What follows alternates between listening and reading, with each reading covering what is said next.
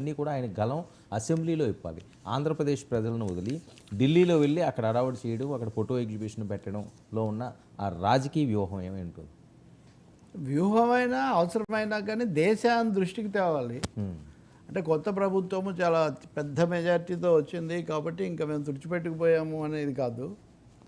మేము రంగంలో ఉన్నాము, చురుగ్గా ఉన్నాము అని వాళ్ళ పార్టీ క్యాడర్కు చెప్పడం ఒకటైతే, రెండోది జాతీయ చిత్రపటంలో వైసీపీ కార్యక్రమాలు ఆంధ్రప్రదేశ్ సరిగ్గా లేదు. ఈ ప్రభుత్వం వచ్చిన తర్వాత దాడులు జరుగుతున్నాయి, అదే 36 హత్యలు జరిగాయి, ఇన్ని వందల మంది ఇళ్ళు వదిలిపెట్టి వెళ్ళిపోయారు. అది ఊరికనే చెప్పడం కాకుండా ఎగ్జిబిషన్ పెట్టి వీడియోస్ పెట్టి ఇవన్నీ చూపించడం అన్నది బహుశా వైసీపీ జాతీయ స్థాయిలో తన అస్తిత్వాన్ని చూపించుకోవడంతో పాటు రాష్ట్రంలో జరిగే ఈ దాడులు వీటి మీద మొదటి నెలలోనే మొట్టమొదటే వీటిని కనుక దేశం దృష్టికి తెస్తే కొంత జాగ్రత్త పడుతుంది ప్రభుత్వం అనే ఆలోచన కూడా వాళ్ళకు ఉండాలి. ఎప్పుడైనా కానీ ప్రజాస్వామ్యంలో దాడులు మంచిది కదా. ఆ మాట చంద్రబాబు ముఖ్యమంత్రి, ఉప ముఖ్యమంత్రి చంద్రబాబు నాయుడు, పవన్ కళ్యాణ్ ఇద్దరు చెప్పున్నారు కదా. పైకి ఇలా చెప్తున్నారు కానీ కింద మటుకు అలా జరగడం లేదు. లోకేష్ రెడ్ బుక్ రాజ్యాంగం నడుస్తుంది అనేది. ఇక్కడ వైసీపీ లోకేష్ రెడ్ బుక్ అనేదాన్ని కూడా వాళ్ళు ఎక్కువగా ఫోకస్ పెట్టదలుచుకున్నారు. నేను చెప్పినట్టుగా ఇంతకుముందు ఆర్ఆర్ రాజారెడ్డి రాజ్యాంగం, ఆర్ఆర్ అంటే వీళ్ళు ఆర్బీ రెడ్ బుక్ రాజ్యాంగం, అంటే ఆర్ఆర్ వర్సెస్ ఆర్బీ అన్నది ఇప్పుడు ఆంధ్రప్రదేశ్లో అదొక మంత్రంలాగా మారుతున్నట్టుగా ఉంది. నిజంగానే మనం వెళ్ళినప్పుడు చూస్తే, మీరు కూడా చూసే ఉంటారు, చాలా చోట్ల టీడీపీ వాళ్ళు వాళ్ళ నాయకుల ఫ్లెక్సీలు వాటితో పాటు ఈ రెడ్ బుక్ ఒకటి తీసి అక్కడ ఒక ఫ్లెక్సీ పెట్టడం అది జరుగుతుంది. నిజంగా అది ఆశ్చర్యం. ఇదివరకు ఎప్పుడు అటువంటివి జరగలేదు. అంటే రెడ్ బుక్ లాంటివి దాడులు పార్టీలు ఎప్పుడు చేసుకుంటే కానీ తీవ్రంగా ఉంది పరిస్థితి. మొట్టమొదట్లోనే దీన్ని కనుక తీవ్రంగా దేశం దృష్టికి తెచ్చి ఆపకపోతే ఇవి ఇలాగే కొనసాగితే తమకు కష్టం అనే ఒక అభిప్రాయం కూడా వైసీపీకి ఉన్నట్టుగా ఉంది. ఇంకా దానికి జగన్ స్వయంగా రంగంలోకి దిగి అక్కడికి వెళ్ళి ఈ ధర్నా చేయటము, ఈ ప్రదర్శన, దానికి ముందు మీడియాతో కూడా మాట్లాడారు. మీడియాకు కూడా ఇవన్నీ చెప్పారు.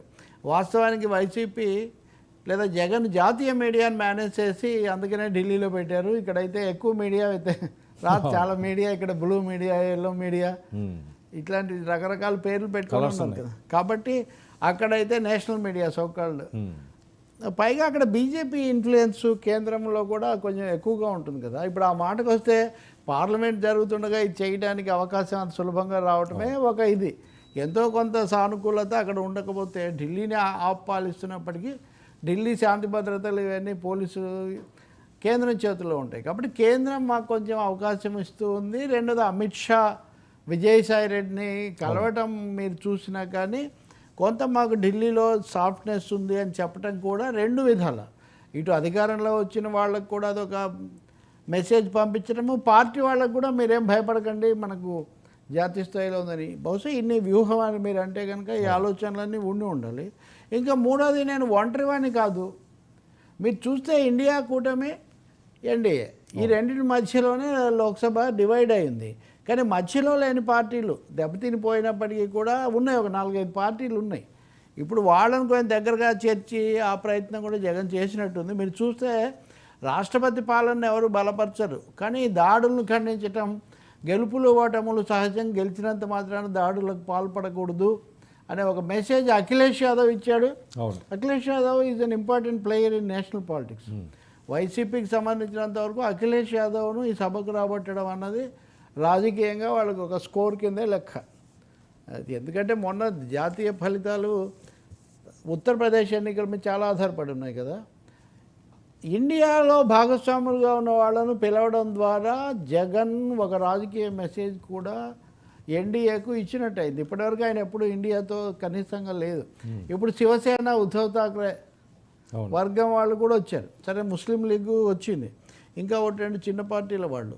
సో ఈ విధంగా నేను జాతీయ రాజకీయాల్లో కూడా పాత్ర వహిస్తాను, నేను పిలిస్తే ఇలా ముఖ్యమైన వాళ్ళు వస్తారు అనే మాట కూడా ఆయన ఒక మెసేజ్ కూడా ఆయన పంపదలుచుకున్నట్టుగా కనిపిస్తుంది. ఆ మేరకు ఆయన వ్యూహం ఫలించింది. కాకపోతే ఒకరైతే ఆయన శివసేన ఎంపీ సంజయ్ రౌత్ అయితే అన్నారు పాలనలో కొనసాగే అర్హత లేదు ఇట్లాంటివి జరుగుతుంటే అని తప్ప, వీళ్ళైతే మటుకు ప్రజాస్వామ్యంలో గెలుపు ఓటములు సహజం, ఓడిపోయినంత మాత్రాన దాడులు ఇవి చేయకూడదు. నిన్నటి వరకు ముఖ్యమంత్రిగా ఉన్న వ్యక్తి, ఆ పార్టీ ఒకేసారి ఇదైపోతుందని అఖిలేష్ యాదవ్ కూడా అన్నారు.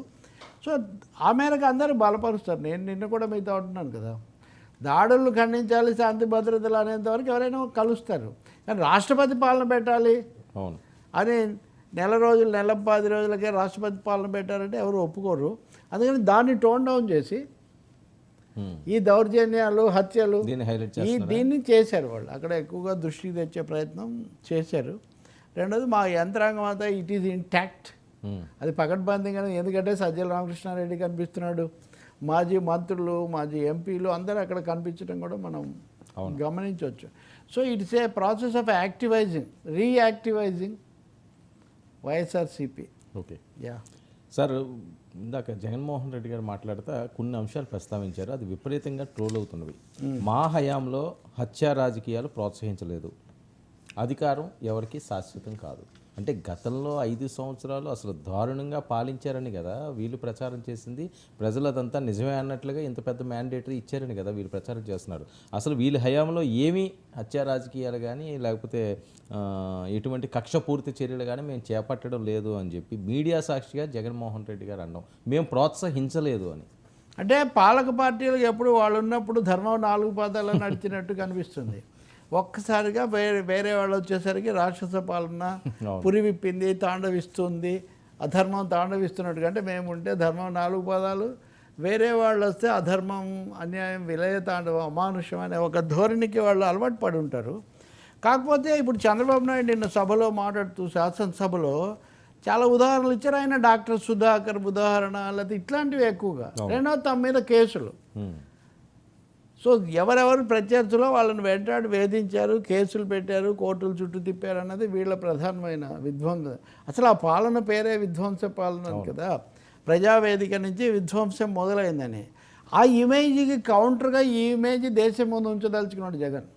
ఓకే, ఇప్పుడు నాది విధ్వంస పాలన అన్నారు, నేను ప్రజావేదిక కూల్చినందుకే. కానీ వాళ్ళు చూడండి 36 మంది వచ్చి నెలలోనే చంపేశారు అనే ఒకటి ఆయన చెప్పదలుచుకున్నాడు. ఇంకా రెండవది ఆయన చెప్పినంత మాత్రాన ఆ ఎందుకంటే స్వయంగా చంద్రబాబు నాయుడు 56 రోజులు జైల్లో ఉన్నాడు కదా. ఆయన కోసం లోకేష్ ఢిల్లీలో కూర్చొని ఆ ప్రాసెస్లో అందరినీ యునైట్ చేశాడు జగన్. నిజానికి తన ఏకపక్ష వైఖరి ద్వారా ప్రజలు ఎందుకు 40% ఓట్లు ఇంత జరిగినా ఓట్లు వేసే పార్టీకి, ఓట్లు పొందగలిగిన పార్టీ 11 స్థానాలకే పరిమితం అయ్యేటంత వ్యతిరేకతని ఎక్కడ మూటగట్టుకుంది? స్వయంకృతాపరాధం అది. ఇప్పుడు మీరు తర్వాత చర్చలో పెట్టారు కదా బిల్లుల మార్పు, ఇవన్నీ ఎందుకు చేశారు? ఒక విధమైనటువంటి ప్రత్యర్థులను హడలగొట్టడం, ఒక కక్ష సాధింపు అనే వైఖరి చాలా స్పష్టంగా అనుసరించారు. ఇంకా అందులో ఇప్పుడు రెండో అభిప్రాయం ఏమీ లేదు. కాకపోతే ప్రజల జోలికి రాలేదు కదా మేము, మా ప్రత్యర్థుల జోలికే కదా అన్న వాదన. మరి డాక్టర్ సుధాకర్ ప్రజల కిందికి వస్తాడా, ఒక పార్టీ ఆయన కిందికి వస్తాడా? కాబట్టి అలా చెప్పుకోవడానికి ఏం అవకాశం లేదు. కానీ అలాగే చెప్తారు కదా. ఇంకా పాలక పార్టీలు ఎప్పుడు అలాగే చేస్తుంది. మమ్మల్ని జైల్లో పెట్టించలేదా అంటారు, మా మీద కేసులు పెట్టలేదా అంటారు. అలా తయారైంది. ఇంకా ఈ అసహనం తాండవించింది ఆంధ్రప్రదేశ్లో. ఎవరు చేసేది వాళ్ళు చేశారు. కోడి, ఇప్పుడు నా మీద హత్యా ప్రయత్నం అంటారు, అది కోడి కత్తి అని వాళ్ళు తీసేస్తారు. నన్ను రాయితో కొట్టారంటారు, అది నిజం కాదు, గొలక రాయి అంటారు వీళ్ళు. దీంట్లో మనం ఎక్కడ జడ్జిమెంట్లు చెప్తాం, కోర్టులు మటుకే వాటిని తేల్చగలుగుతాయి. ఒక సైడ్ ఇలాంటి ఘటనలు దురదృష్టకరం అని చెప్తాం, మనం చెప్పగలుగుతాం తప్ప వాళ్ళలాగా వన్ సైడ్ మనమేమి తీసుకోలేము. కానీ జగన్ ఇంత తొందరగా రంగంలోకి దిగడం మటుకు చాలా వేగంగా ప్రచారంలో ముందున్న ఒక విషయం నాకు పొద్దున్నే గుర్తొస్తుంది. ఎందుకో చాలా కాలంగా లాంగ్ టర్మ్ కామెంటేటర్ను కదా, ఏదో ఒక విధంగా 15 ఏళ్ల నుంచి జగన్ చుట్టూ చర్చ జరగటం అనేది ఒకటి గమనిస్తామండి. ఓకే, 15 ఏళ్ల నుంచి ఆంధ్ర తెలంగాణ విభజన లాంటి నడుస్తున్నప్పుడు కూడా జగన్ కేసులు, జగన్ పార్టీ నుంచి బయటికి పోవడం, జగన్ ఓదార్పు యాత్ర, అవును, జగన్ వర్సెస్ చంద్రబాబు, తర్వాత ఆయన అరెస్ట్ కావటం, బయటికి రావటం, ఏదో ఒక విధంగా. సో జగన్ తనకు మీడియా లేదు, మీడియా మీద విమర్శలు చాలా చేస్తుంటారు. కానీ మీడియా అటెన్షను, మీడియాలో హెడ్లైన్స్ గ్రాప్ చేయడం అన్న దాంట్లో మటుకు జగన్ సిద్ధహస్తుడు. అందుకనే రెండో వాళ్ళు అసలు ఇవ్వటం మానేస్తారు. కానీ బట్ మీడియాలో ఫోకస్లో ఉండటానికి, అది నేషనల్ మీడియాలో, స్టేట్ మీడియా తనకి ఎలాగో తెలుగు మీడియాలో కొంచెం అటు ఇటు కాబట్టి జాతీయ మీడియాను ఆయన ఎంచుకుంటాడు. అదే వ్యూహానికి ఇది కొనసాగింపు అంతే. ఓకే, ఇప్పుడు బహుశా తెలుగుదేశం ఎంపీలు కూడా మొదలు పెట్టారు, అవును, వాళ్ళు కూడా చెప్పారు. ఇప్పుడు వీడియోలు కూడా చూపిస్తున్నారు, వీడియోలు చూపిస్తున్నారు. వీడియోలు ఇప్పుడు వీళ్ళు ఏవో చూపిస్తారు మళ్ళీ. అప్పటివన్నీ వీళ్ళు ప్రజావేదిక కూల్చినప్పటి నుంచి అప్పటి నుంచి వీళ్ళు దాన్ని అలా ఉంచారు తీసుకొస్తారు. కదా, అదొక ఇంకొక వైపున తెలుగుదేశం జనసేన కాకుండా షర్మిల కూడా మీ బాబాయ్ దాని మీద నువ్వు చేసావా, ఇంకోటా, నీకు సిగ్గులేదా ఏమే, ఆమె కూడా తీవ్రంగా మాట్లాడుతున్నారు. సో ఇది ఒక రాజకీయమైన ఇది నడుస్తూ ఉంటుంది అంతే. బట్ మనం శాంతి భద్రతలు కోరుకుందాం, ఆ పార్టీ వాళ్ళైనా ఈ పార్టీ వాళ్ళైనా సురక్షితంగా ఉండాలి అని. సార్ ఇప్పుడు ఆయన చేసిన ప్రజెంటేషన్ సరిపోతుందా జనాలకు అర్థం కావడానికో లేకపోతే నేషనల్ మీడియాకి అర్థం కావడానికి? 45 రోజుల్లో 30 పైగా హత్యలని అంటే వీళ్ళు వెళ్ళి అడుగుతారు కదా, ఇప్పుడు పేర్లు చెప్పండి అని హోంమంత్రి అనిత గారు అడిగినట్టే రేపు ఆ ఎంపీలు మళ్ళీ మీడియాలో అడుగుతారు కదా, అవును ఏది చూపించండి, ఆ పేర్లు మాకు చెప్పండి, ఎక్కడ ఘటనలు అయితే జరిగాయి కదా కొన్ని తీవ్రమైనవి, అందులో హెచ్చు తగ్గులు, రాజకీయాలు, అది వ్యక్తిగతం, ఇలా చెప్పడాలు ఎలా ఉన్నా కానీ ఇది కూడా కొంచెం అవాంఛనీయమే కదా. కొత్త ప్రభుత్వం వచ్చిన తర్వాత ప్రశాంతంగా అటువైపు కాకుండా ఈ ఉద్రిక్తతలు, ఈ దాడులు, ఇప్పుడు ఉదాహరణ కోర్టులు జోక్యం చేసుకొని ఉండకపోతే ఆ భవనాల కార్యాలయాల కూల్చివేత కూడా జరిగి ఉండేది కదా, తాడేపల్లిలో జరిగినట్టే మిగతా చోట కూడా. అందువల్ల ఇక్కడ వేడెక్కిన వాతావరణం, ఉద్రిక్త వాతావరణం, దాని ఫలితం ఇది అంతే. 300 మంది వలస వెళ్ళిపోయారట, 560 ప్రైవేటు ఆస్తులు ధ్వంసమట. అంటే ఈ చట్టాన్ని తీసుకొచ్చి కోర్టుకు వెళ్ళడానికి ఇందులో టెక్నికల్గా అది వర్కౌట్ అవుతుందండి? కోర్టుకు వెళ్ళారు కదా, వాళ్ళ ఆఫీసుల మీద కోర్టుకు వెళ్ళారు. కొంతమంది ప్రైవేటు ఆస్తుల ధ్వంసం 300, ప్రభుత్వ ఆస్తులు కూడా ఉన్నాయి దాంట్లో. ప్రభుత్వ ఆస్తులు అంటే ఇప్పుడు సచివాలయమో లేదా అక్కడేదో బొమ్మ ఉందనో రంగు వేసారనో దాన్ని ఇలా అన్నారనుకో, అది నాశనం. ప్రభుత్వ ఆస్తి ధ్వంసం చేయడం అనేది దీనికే వస్తుంది కదా. కొంత జరిగాయండి కొన్ని ఘటనలు, లెక్కలు, తారీఖులు, దస్తావేజీలు, లెక్కల పక్కల ఎట్లా ఉన్నా కొన్ని ఘటనలు అయితే జరిగాయి. దాడులు, ఉద్రేకాలు, ఆ సమయంలో ఆవేశంగా వెళ్ళటాలు, హత్యలు, అవన్నీ జరిగాయి. ఏవి ఎంతవరకు అనేది ప్రభుత్వం దీని మీద ఏదైనా ఒక కమిటీ వేసి తేల్చి ఇవి జరగకుండా శాంతి పునరుద్ధరణకు ఏం చేయాలనేది ఆలోచిస్తే చాలా మంచిది. రెండోది, ఆ మాటలు అయితే కొనసాగుతూనే ఉన్నాయి కదా, తేలుస్తాము, మేము వదిలిపెట్టేది లేదు. అవును, ఇప్పుడు మీరు అసెంబ్లీలో చూస్తే కూడా చట్టబద్ధమైన హెచ్చరికలాగా పొగ తాగుట హానికరం అన్నట్టుగా ఇటువంటివి చేయవలదు, చేయరాదు అని ముఖ్య నాయకులు చెప్తున్నారు. కానీ సెకండరీ లీడర్షిప్, ఆ ఫీల్డ్లో లీడర్స్ వాళ్ళైతే హెచ్చరికలు అవి చేస్తూనే ఉన్నారు కదా. ఎవరిని వదిలిపెట్టేది లేదనేది ఊతపదంలాగా మారింది. చట్టబద్ధంగా వదిలిపెట్టేది లేదంటాం వేరు, భౌతికంగా వదిలిపెట్టేది లేదంటాం వేరు. కాబట్టి గత ప్రభుత్వంలో జగన్ స్వయంకృత అపరాధం ఉంది, దాన్ని ఆధారం చేసుకొని ఇప్పుడు దానికి పాఠం చెప్పాలి అనేటటువంటి వీళ్ళ పంతం కూడా ఉంది. ఓకే సార్, రెడ్ బుక్ ప్రకారం పోలీసులు నడుచుకుంటున్నారు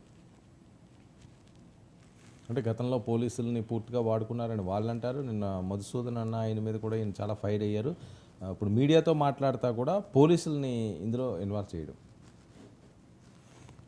అందులో మన పోలీసులు హైలీ పొలిటిసైజ్డ్. రాజకీయ ఒత్తిడికి మన పోలీస్ శాఖ ముందుగా గురవుతుంది. ఫస్ట్ విక్టిమ్ ఆఫ్ పొలిటికల్ ఇది పార్టిజాన్ పాలిటిక్స్ ఎవరంటే పోలీసులే. అందుకని ఇప్పుడు నేను వీళ్లకు వాళ్ళకు అప్పుడు ఉంది ఇప్పుడు లేదు అది నేను అయితే చెప్పలేను. ఉదాహరణకు జగన్ మీద విమానాశ్రయంలో దాడి జరిగినప్పుడు వెంటనే ఇది సానుభూతి కోసం జరిగిందని ఆ రోజున ఉన్న డీజీపీ ప్రకటించాడు. రాజశేఖర రెడ్డి ముఖ్యమంత్రిగా ఉన్నప్పుడు ఆ రోజునున్న డీజీపీ కొంత ఏదో అనుకూలంగా ఉందని చెప్తే ఆయన తప్పించారు, తివారీ అనుకుంటారు డీజీపీ. కాబట్టి ఏపీలో ఈ రాజకీయ ప్రభావం పోలీస్ శాఖ మీద చాలా ఉంది. వాళ్ళు కూడా దాన్ని అడ్వాంటేజ్గా తీసుకుంటారు. అంటే ఆ విధమైన లక్షణాలు ఉన్నవాళ్ళు, డ్యూటీ మైండెడ్ వాళ్ళు వేరు. కానీ ఆ సింహాలకు ఎప్పుడు ఈ మనుషుల బెడద, రాజకీయాల బెడద ఉంటుంది. అది ఇంకా మీరు అన్నట్టుగా మధుసూదన్ రావు అని ఓ పేరు తీయడం, ఆయన పేరు మనకేం తెలుసు వాస్తవానికి, అయినా మరి ఎక్కడంటే ఒక విధంగా టార్గెట్ చేసి ఇలా చెప్పడం అన్నది ఏంటంటే అది జగన్ స్వభావం అని కూడా అనుకోవాలి. కొంచెం వాళ్ళను ఒత్తిడికి కుదరదు, ఈయన నిలదీస్తాడు, మనం ఏదో తర్వాత అవుతాము అని, వీళ్ళు వచ్చిన తర్వాత చేస్తామని. రెడ్ బుక్ ఎందుకు అసలు? రెడ్ బుక్ అధికారంలోకి వచ్చిన తర్వాత చేయటమే కదా. ఇప్పుడు ఈయన రెడ్ బుక్ అంటే రెడ్ వర్డ్స్ అనాలి వీటిని. ఇంకా మనం ఈయన వాటిని ఇంకా ఎక్కువగా మాట్లాడుతున్నాడు. సరే, ఎనీవే ఢిల్లీ ర్యాలీ తర్వాత ఈయన బీజేపీ నాయకులను కలుసుకోవడానికి అపాయింట్మెంట్లు అడిగారు, అది ఇది అంటున్నారు. అవి ఏమన్నా జరుగుతాయా, లేదా అక్కడే ఉండి ఇంకా కొంచెం ఈ విధంగా లాబీ చేస్తారా? మూడోది, నేను ఇందాక చెప్పినట్టుగా ఇతర ప్రతిపక్షాలకు ఏమైనా దగ్గర అవ్వడానికి ప్రయత్నిస్తారా? ఇప్పుడు అక్కడ వచ్చిన పార్టీలు ఏవి ఆంధ్రప్రదేశ్లో ఉన్న పార్టీలు కాదు. అవును, అవన్నీ వాళ్ళ ప్రాంతీయ పార్టీలు. మరి అట్లా ఏమైనా అప్రోచ్ అవుతారా అన్నది కూడా మనం చూడాలి. అంటే ఇటు ఇండియా కూటమి అట్లా అయితే అప్పుడు బలాబలాలు జాతీయ రాజకీయాల్లో ప్రభావం అది మళ్ళీ వేరే ఉంటుంది. కానీ మేము బీజేపీతో ఉంటామని చెప్తున్నారు కదా. అవును, అదే అంటున్నాను. ఇప్పుడు ఎన్డీఏ తోటి ఉంటా, ఎన్డీఏలో భాగస్వామిగా ఉన్న తెలుగుదేశం పార్టీయో లేకపోతే జనసేనో లేకపోతే అక్కడ బీజేపీ డబుల్ ఇంజిన్ సర్కార్ అని వాళ్ళు పదే పదే చెప్తుంటారు. వాళ్ళని రాష్ట్రపతి పాలన ఆ ప్రాంతంలో సార్ డబుల్ ఇంజిన్ సర్కారే కాదు సార్, ఇది డబుల్ ఫ్రెండ్లీ సర్కార్. Double friendly. వీళ్ళు ఇటు వైసీపీని మేనేజ్ చేసుకుంటారు, అటు తెలుగుదేశాన్ని అయితే వాళ్ళని అధికారంలో ఉన్న ప్రభుత్వంలోనే వాళ్ళు భాగస్వాములు చేసుకుంటారు. అసలు వాళ్ళ పొత్తుకు ప్రాతిపదికే అది. జగన్తో స్నేహం ఉంటూనే మీతో స్నేహం ఉంటాను అనేది తప్ప ఇంకా వేరేది ఏం లేదు. అందుకనే ఇవన్నీ సాధ్యం అవుతున్నాయి. లేకపోతే ఒక ప్రాంతీయ పార్టీ ఇప్పుడున్న ప్రతికూల పరిస్థితుల్లో ఢిల్లీలోకి వెళ్ళి ఇంత షో చేయగలిగిందంటే ఇది అప్పుడు కదా చెప్పినట్టే ఇది మోదీ అమిత్ షాల ఆశీస్సులు లేకుండా ఢిల్లీలో ఇది జరగదు. అంతవరకు మనం ఖాయంగా చెప్పొచ్చు. పైగా ఏ బీజేపీ నాయకుడు కూడా రాష్ట్రంలో ఉన్నవాళ్ళు తప్ప దీని మీద నెగిటివ్గా మాట్లాడడం మీరేం చూడరు. ఇక్కడ శాసనసభలో ఎన్డీఏలో ఉన్నవాళ్ళు వాళ్ళు అంతవరకు అంత ఖండిస్తున్నారు తప్ప అంతకు మించి దీన్ని ఏదో తీవ్రంగా వ్యతిరేకించాలి. మా ప్రభుత్వం కదా మరి, ఇక్కడ అక్కడ ఎన్డీఏ ఇక్కడ ఎన్డీఏ, మా ప్రభుత్వాన్ని అంటావా అని కోపం రావాలి కదా. రావట్లేదు కదా. సరే, అసెంబ్లీ జరుగుతున్న తీరు ఆంధ్రప్రదేశ్ ఇంకేముంది, ఇంకా వన్ సైడేనా? వన్ సైడే కదా, వన్ కూటమి. వాళ్ళ బిల్లు పెట్టుకుంటే వరుసగా వాళ్ళు ఆమోదించుకుంటారు. అవకాశం వాళ్ళే కల్పిస్తారు. ఇప్పుడు అది కూడా ఒక పద్ధతి. ఎందుకంటే ప్రత్యర్థులు లేనప్పుడు ప్రత్యర్థి ఉంటే ఎదుర్కొంటే వాళ్ళని కాస్త తొక్కి పడితే అది వేరే కనిపిస్తుంది. అందుకే కదా రఘురామకృష్ణరాజు అన్నది మజా ఏముంటుంది ప్రతిపక్షం లేకపోతే అని. ప్రశ్నించేవాడు లేదు, విమర్శించేవాడు లేదు, ఉన్నవాళ్ళు అదే మాట్లాడుతున్నారు. ఈ మొదటి అయితే ఇలా అయిపోతుంది. బిల్లులు ఆమోదం అంటారా, ఓకే, వీటిని వైసీపీ తప్ప అందరూ ఆమోదిస్తారు. ఇప్పుడు ఆమోదించిన 2 బిల్లులను ఎన్టీఆర్ పేరు తీసేయడం చాలా అన్యాయం అండి, అనవసరం. ఇవన్నీ స్వయంకృత అపరాధాలే. ఇప్పుడు ఎన్టీ రామారావు ఏం చేశాడండి, హెల్త్ యూనివర్సిటీ ఏం చేసింది? జగన్మోహన్ రెడ్డికి 2023లో అంటే అధికారానికి వచ్చాక 4 ఏళ్లకు పని కట్టుకొని దాని పేరు మార్చాల్సిన అవసరం ఏమొచ్చింది? ఇవన్నీ ఆయన చేసిన కొన్ని తీవ్రమైన అనవసరమైన తప్పిదాలు ఇవి. ఆ యూనివర్సిటీ హెల్త్కి ఒకటి పెట్టాలన్న కాన్సెప్టే ఎన్టీఆర్ది. ఎన్టీఆర్ యూనివర్సిటీ పేరును వాళ్ళ నాన్న రాజశేఖర రెడ్డి కూడా డాక్టర్ ఎన్టీఆర్ అని ఇంకా దానికి డాక్టర్ కూడా కలిపి సవరించారే. అలాంటి దాన్ని తీసుకొని వచ్చి దానికి రాజశేఖర రెడ్డి పేరు పెట్టి అదొక కాంట్రవర్సీ చేశారు అప్పుడు అనవసరంగా. దాన్ని ఇప్పుడు మళ్ళీ చక్కదిద్దారు.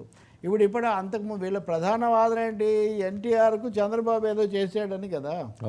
ఇప్పుడు మీరు చేసి ఇప్పుడు దాన్ని చక్కదిద్దే ఒక అవకాశం మీరు మంచి చంద్రబాబు నాయుడుకు మీరు ఇచ్చారు. వాస్తవంగా చెప్పాలంటే మీరు రాజకీయంగా అంటే తర్క విరుద్ధమైన అనవసరమైన ఎప్పుడు ఏదో ఒక వృధా వివాదం వల్ల వచ్చిన ధోరణిది. సో దాని మీద ఆయన సత్యకుమార్ కూడా చాలా వివరాలు అన్నీ చెప్తున్నాడు ఆయన ఉదాహరణకు. కాబట్టి ఇంకా రెండోది land title act. Sir okay, ఈ అసెంబ్లీ సమావేశాల్లో అసలు ప్రతిపక్షం లేకుండా ముగ్గురు ఉన్నది మిత్రపక్షాలే లేకపోతే ఫ్రెండ్లీ అధికారంలో ఉన్న పార్టీలే ముందుకు సాగుతుంటే మరి పవన్ కళ్యాణ్ పాత్ర ఏంటి ఇక్కడ? మీరు పవన్ కళ్యాణ్ స్తబ్దంగానే అలా కదండి, ఇలాంటి అట్లా ఆయన కొద్దిగా అగ్రెసివ్గా ఉంటాడు కదా. పోనీ ప్రతిపక్షాలకు అవకాశం ఇవ్వండి, ప్రతిపక్ష హోదా ఇవ్వండి, ఆయన్ని పిలిపించండి, ప్రజల కోసం వాళ్ళు మాట్లాడతారు కదా, ఒక మంచి డిబేట్ జరుగుతుంది కదా అని ఆలోచించాల్సిన అవసరం ఉంటుందేమో కదా. చంద్రబాబు నాయుడు గారు ఎలానో ఒప్పుకోరేమో, కానీ ఈయనన్నా ఆ రకంగా వెళ్తుంటారా? ఎన్నికల ప్రచారంలో చంద్రబాబు నాయుడు కంటే కూడా పవన్ కళ్యాణ్ కదా జగన్తో ఢీ అంటే ఢీ అని ప్రతి సభలో అసలు ఏం జగన్ అని అనకుండా అసలు ఆయన సినిమా డైలాగ్ లెవెల్లో ఆయన చెప్తూ వచ్చారు కదా. కాబట్టి అలాగే అక్కడ ద్వారంపూడి మీద అయినా ఆపరేషన్ ద్వారంపూడైనా ఇంకోటైనా ఎక్కువ చేసేది కూడా పవన్ కళ్యాణే కదా. కాబట్టి కాకపోతే ఆయన లాంఛనంగా అయితే చెప్తున్నారు ఇలాంటి దాడులు మనకు వ్యతిరేకం, కక్ష సాధింపులు వద్దు, వాళ్ళని శత్రువులుగా చూడొద్దు అని కూడా ఒకసారి చెప్పారు కదా. కానీ మీరు ఇంకొక మాట కూడా గుర్తు చేసుకోండి, ఎమ్మెల్యే రాజు గారు వెళ్ళి జగన్ను కలిసి షేక్ హ్యాండ్ అదేదో కరచాలం ఏదో చేసి చెప్పొచ్చాక పవన్ ఏమన్నారు సభలో మాట్లాడుతూ, ప్రత్యర్థులను కూడా వెళ్ళి తనను కొట్టినా తిట్టినా ప్రత్యర్థిని కూడా వెళ్ళి కలిసి ఇవన్నీ చేయడం అన్నది రఘురామకృష్ణరాజును చూసి నేర్చుకోవాలి, ఇది చాలా అసాధారణం అని.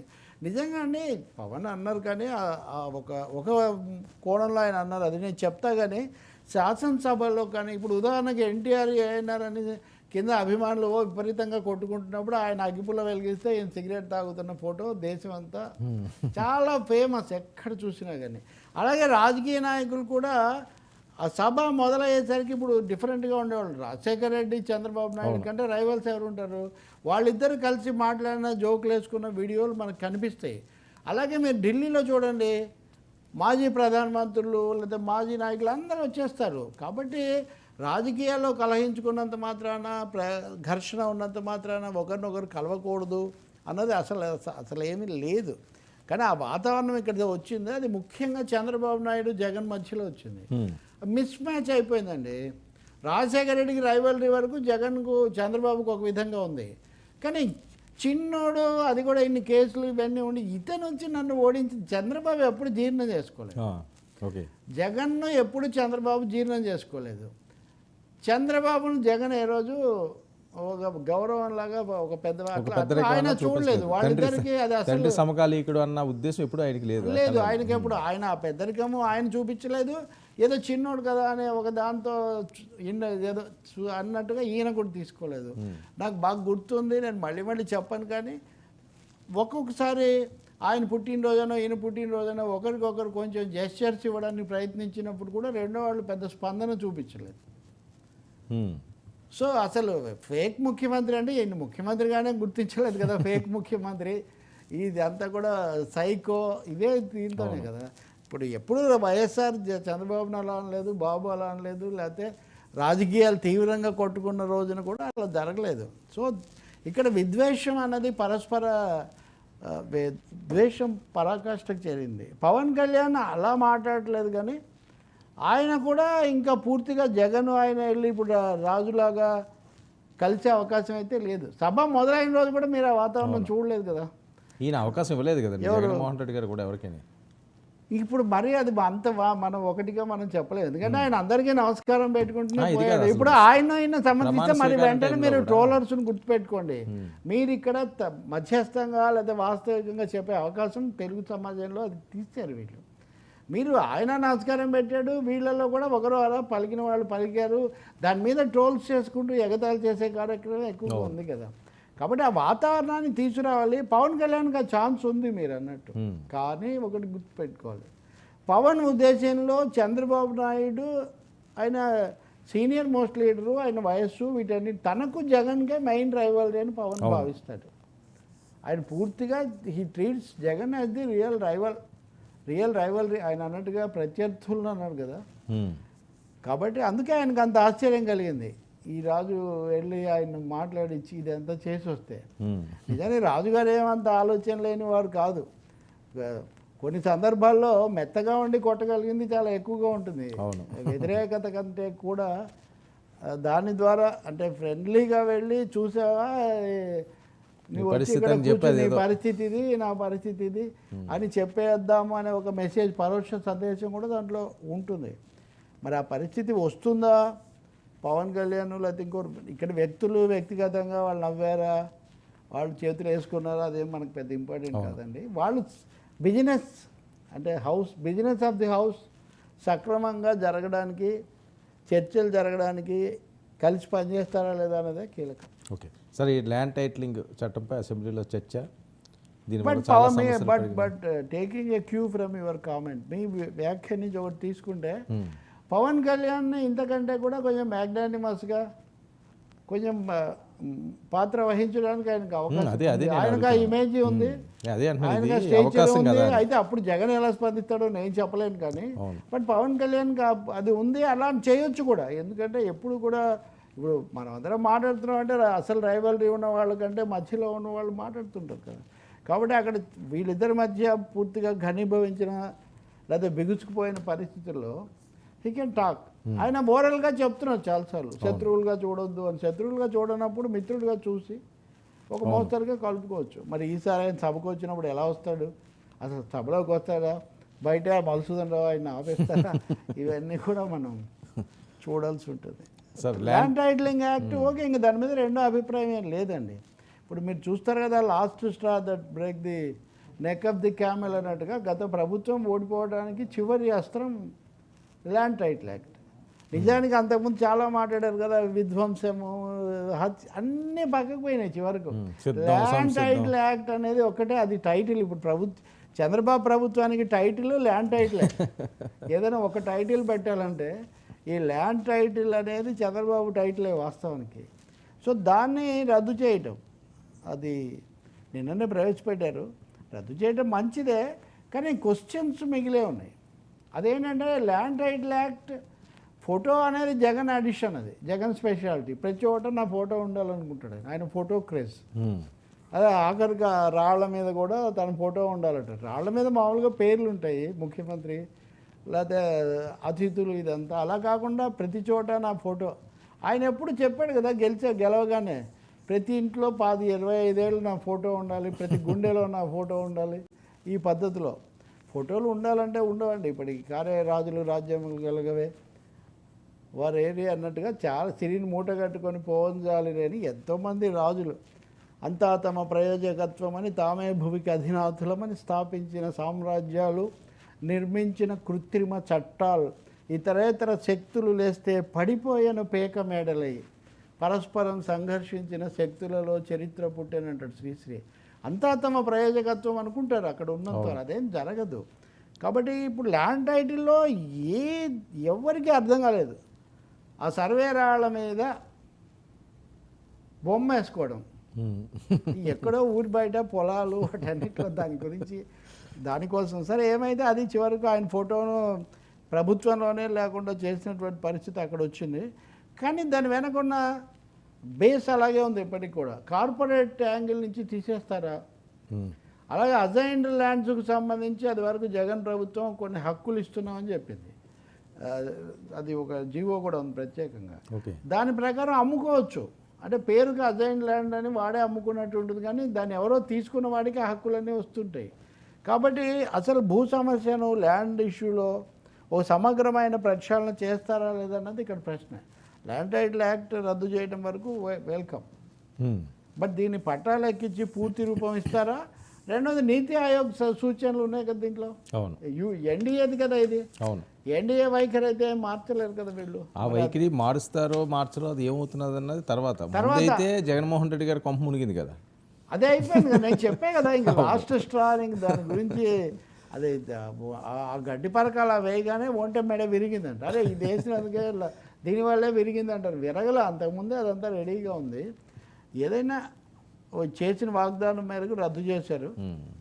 ఇప్పుడు ఆ పేదలకు ఆ భూములు ఎలా దక్కాలి, అన్క్లైమ్డ్ ల్యాండ్స్ ఇవన్నీ కూడా కార్పొరేట్ల పరం కాకుండా ఎలా చేయాలి, అజైన్డ్ ల్యాండ్స్ మీద రైట్స్ ఇచ్చామని చెప్పి వాటిని పెద్దవాళ్ళు దిగమింగే కార్యక్రమం లేకుండా. ఇప్పుడు ఇక్కడ మనం మదనపల్లి చూస్తాం.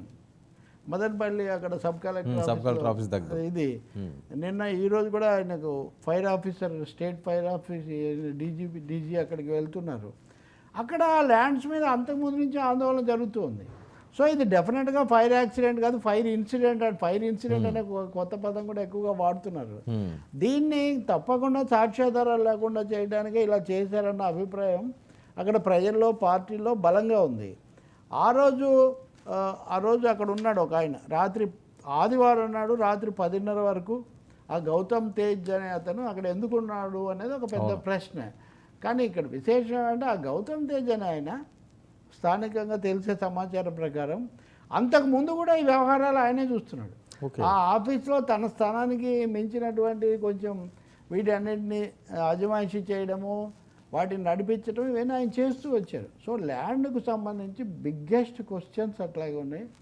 విశాఖపట్నం సిటీ ఇప్పటికీ తెలియలేదు. సో ల్యాండ్ టైటిల్ యాక్ట్ రద్దు చేయడం మీ మాట నిలబెట్టుకున్నారు, కానీ అసలు భూముల వ్యవహారాలు ఒక కొలిక్కి తేవడానికి ఏం చేస్తారు అన్నది మటుకు చంద్రబాబు ప్రభుత్వం ముందు ఒక పెద్ద సవాల్గా ఉంది. సరే, ఏంటి ప్రతిపక్షాల ఆందోళనతో అస్థిని దద్దరిల్లుతున్నదా? ఏం జరుగుతుందో, ఏ టెన్షన్లో అని చాలా తీవ్ర ఉత్కంఠగా ఉంది అని చెప్పి దేశ రాజధాని అంటే పార్లమెంట్లోనే ధర్నా చేశారు. ఇప్పుడు నిన్న పెట్టిన బడ్జెట్ పూర్తిగా అది విమర్శకు గురైందండి. తెలుగు వాళ్ళం కాబట్టి ఆంధ్రప్రదేశ్కి ఏదో ఇచ్చారు, బీహార్కు దగ్గరగా ఉన్నారు కాబట్టి ఇచ్చారు, దీని మీద ఎక్కువ చర్చ తెలుగు మీడియాలో, ఇది ఎక్కువ ఫోకస్ అయింది. కానీ నిజానికి జాతీయ స్థాయిలో చూస్తే ఇండియాలో ఉన్న ప్రతి భాగస్వామ్య పార్టీ వ్యతిరేకించింది. రేపు 27వ తారీఖున నీతి ఆయోగ్ సమావేశాన్ని కూడా బహిష్కరిస్తున్నామని 4 కాంగ్రెస్ ముఖ్యమంత్రులు, డిఎంకే వీళ్ళందరూ కూడా ప్రకటించారు. ఎందుకంటే ఎప్పుడు లేనంత సూటిగా మీరు మాకు అవకాశం లేకుండా చేశారు, రాజకీయ బడ్జెట్ ఇది, కుర్చీ బచానేకి కుర్చీ రక్షణ బడ్జెట్ తప్ప ఇది ఇంకోటి కాదు అని వాళ్ళు చెప్పారు. ఇక్కడ ఒక విషయం ఇంట్రెస్టింగ్ చూపిస్తాను వర్మ మీకు, ఇది చూడండి, ఇది హిందూ. ఓకే, నిన్న ఏపీకి బ్రహ్మాండంగా ఏపీ బీహార్కి చేశారని కదా, ఏపీ టు గెట్ 15,000 ఈ 50 crores, ఈ 15,000 crores కూడా అప్పుగానే అన్నది ఇప్పుడు అందరూ ఒప్పేసుకున్నారు. ఇంకా దీని మీద ఏం డౌట్స్ లేవు. చంద్రబాబు కూడా అప్పో సప్పో ఏదో ఒకటి వస్తే ముందు మంచిది రాని అన్న పద్ధతిలో ఆయన మాట్లాడారు. కాబట్టి ఇది బీహార్కు చూడండి, బీహార్ టు గెట్ 58,900 crores అంటే దాదాపు 59,000 కోట్లు బీహార్కి వస్తున్నాయి. అంటే వాళ్ళిద్దరు మిత్రుల్లో కూడా ఆంధ్రప్రదేశ్కు చాలా తక్కువ, బీహార్కు చాలా ఎక్కువ అనేది మనకి ఇక్కడ కనిపిస్తుంది స్పష్టంగా. హిందూ అందులో ఇంకెవరన్నా అయితే తెలుగులో అయితే మీడియా ఎవరు, కానీ ఇక్కడ చూస్తే బొమ్మ మటుకు బీహార్కు ఆంధ్రప్రదేశ్కు సమానంగానే ఉందేమో అనే ఒక అభిప్రాయం కలుగుతుంది. మీరు రెండింటి కింద చూడండి, ఇది రేవంత్ రెడ్డిది, Telangana totally ignored. Okay, this is the feeling. So ఇండియాకు చెందినటువంటి పార్టీలు వీటన్నిటిని పూర్తిగా ఆ రాష్ట్రాలను నిర్లక్ష్యం చేశారు, వాళ్ళు దాన్ని బహిష్కరిస్తున్నారు. వాళ్ళు సభలో కూడా నిరసన తెలిపారు. ఆమె మల్లికార్జున్ ఖర్గేకు, ఆర్థిక మంత్రి నిర్మలా సీతారామన్కు రాజ్యసభలో తీవ్రమైన వాదోపవాదాలు జరిగాయి. మేడం ఇలా చేస్తారనుకోలేదు మేమంతా అంటే, ఆమె ఏదో చెప్పబోతే నేను మీ అంత బాగా మాట్లాడలేను కానీ మీరు చేసింది అయితే మటుకు చాలా అని ఆమె ఏమని సమర్థించుకున్నారంటే, అన్ని రాష్ట్రాల పేర్లు చెప్పలేం కదండి, పేరు చెప్పనంత మాత్రానంటే అదేం కాదు, మీలాగా నేను మాట్లాడలేను, మీకు వాక్చాతుర్యం ఉంది, కానీ మీరు అన్యాయం చేశారు, దేశం అంతా మీరు అన్నారు దద్దరిల్లుతుందని, అట్టుడికి పోతుంది, అన్ని రాష్ట్రాల్లో తీవ్ర అసంతృప్తి వచ్చింది అని ఖర్గే అన్నారు. అన్ని పార్టీలు కూడా ఉన్నాయి, వాళ్ళు నిరసన కూడా తెలిపారు. కూటమి నేతలు దీని మీద ఏం కార్యాచరణ చేయాలి అని కూడా వాళ్ళు ఆలోచిస్తున్నారు. అందులో తెలంగాణ కూడా ఉంది, తెలంగాణకు కూడా ఏం జరగలేదని. ఇంకా ఆంధ్రప్రదేశ్కు మీరు నిన్న కూడా చాలా చర్చ చేసినట్టున్నారు. ఆంధ్రప్రదేశ్కు సహాయంపై క్లారిటీ అని కొంతమంది హెడ్డింగులు పెట్టారు. అలాగే కొంతమంది రెచ్చిపోయి బ్రహ్మాండంగా ఇచ్చింది అర్థం కాలేదు, వరాల జల్లు పొద్దున కూడా అదే. కానీ నిర్మలా సీతారామన్ స్వయంగా చెప్పారు నిన్న, మేము వరల్డ్ బ్యాంక్ ద్వారా అరేంజ్ చేస్తాము, వరల్డ్ బ్యాంక్ ద్వారా చేసినప్పుడు దాంట్లో అప్పులు కట్టుకోవడం తీర్చుకోవడం కూడా ఉంటుంది, కాకపోతే ఇప్పుడు ఆంధ్రప్రదేశ్ పరిస్థితి బాగాలేదు కాబట్టి ఏం చేయాలో ఆలోచిస్తాము, మాట్లాడతాము, అంతే తప్ప మేము దీన్ని గ్రాంట్గా ఇస్తున్నామని ఏమీ చెప్పలేదు.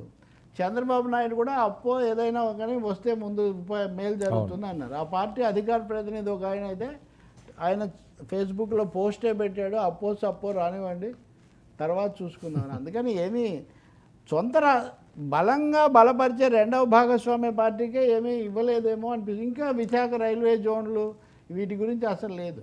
కొంతమంది ఇంకోటి అంటారు, బీహార్కు చాలా పథకాలు, ప్రతిదానికి అమౌంట్ ఉంది, రోడ్ల కోసం 11,000, కాబట్టి బీహార్కు ఇచ్చారు మాకేం చేయలేదు అన్న ఒక అసంతృప్తి చాలా తీవ్రంగా ఉంది. అది తెలంగాణలో కూడా చాలా ఎక్కువగా ఉంది, ఇతర రాష్ట్రాల్లో ఉంది. పార్లమెంట్ మీద బ్రేకింగ్ కూడా చూస్తున్నాం సార్, మరొక శ్వేతపత్రం అబ్కారీ మీద, మద్యం దాని మీద శ్వేతపత్రం విడుదల చేస్తారట. గతంలో ప్రజల ఆరోగ్యంతో చెలగాట వాడారు, ఇష్టం వచ్చినట్లుగా మద్య నిషేధం చేస్తామని చెప్పి విపరీతంగా ఏదో పనికిరాని మద్యాన్నంతా ప్రజల మీద పెట్టారండి. ఎక్సైజ్ పాలసీపై చంద్రబాబు నాయుడు గారు శ్వేతపత్రం, ఇది కూడా చాలా కీలకమైందేమో, చాలా తీవ్రమైందండి. మొన్న ఎన్నికల ఫలితాల్లో నేను ఆ రోజు పోలింగ్ రోజు ఎక్కడో ఓటింగ్ రోజు కౌంటింగ్ రోజు ఎక్కడో చర్చలో ఉంటే మహిళలు వ్యతిరేకంగా ఓటు వేయడానికి ఇది కూడా ఒక కారణం అంటే వాళ్ళు అప్పుడు అర్థం కాలేదు ఎవరికి, కానీ చాలా తీవ్రం అనమాట. ఇది మహిళలకే కాదు మందు బాబులకు కూడా కోపం వచ్చింది. నాతో ఒక మాజీ మంత్రి మాట్లాడుతూ ఆయన కొంచెము వీటన్నిటితో బ్రాండ్లు అవన్నీ తెలిసిన మనిషి అనమాట. నేను 10 సార్లు చెప్పాను సార్, ఈ బ్రాండ్లు పెట్టి ఈ రేట్లు పెడితే అది ఎట్లా, అసలు ఏం న్యాయం అని వినలేదు. వైసీపీ మంత్రి గ్రౌండ్ రిపోర్ట్ రియాలిటీ తెలుసు, ముఖ్యమైన మంత్రే. గ్రౌండ్ రిపోర్ట్ ఎందుకు, టంగ్ రిపోర్ట్ వాళ్ళకు గొంతులో రిపోర్టే తెలుస్తుంది. బ్రాండ్లనేమో తప్పుడు బ్రాండ్లు పెట్టి ఈ రేట్లు పెట్టి అవి కూడా ఎక్కడంటే అక్కడ పెట్టి తప్పకుండా ఈ గత ప్రభుత్వానికి ఇందాక last straw land title act అయితే ఫస్ట్ స్ట్రోకు మద్యం, ఆ నెక్స్ట్ రోడ్లు. ఇప్పుడు నేను అందరు చెప్తున్నారు కదా రోడ్లు. ఒక ఆయన అంటున్నాడు శాసనసభలో, నేను పొద్దున్న చూస్తుంటే వైసీపీ పాలనలో తప్పులు కళ్ళకే కాదు కాళ్ళకు కూడా కనబడతాయి అంటున్నాడు ఆయన. కాళ్ళకు కూడా కనబడతాయంటే రోడ్లు సరిగ్గా లేవు, వెహికల్స్ కూడా కనబడతాయి. అంటే ఒక్కటేనండి, ఒక వ్యాపారవేత్త కదా, వ్యాపారస్తుడు కదా, ఈ ఆఫర్ ఇస్తే అందరు వస్తారు అన్నట్టుగా ఈ పథకాలు ఇస్తాం కాబట్టి వాళ్ళు ఓట్లు వేసి ఇంకా ఏమీ చేయనక్కర్లేదు అని సింగిల్ తారక మంత్రం లాగా ఒకటే దాంట్లో ఉండిపోయాడు. అందులో అవకతవకలు కూడా అట్లా ఉంచి దానివల్ల ఈ పరిస్థితి వచ్చింది. చంద్రబాబు బహుశా ఇప్పుడు అన్నీ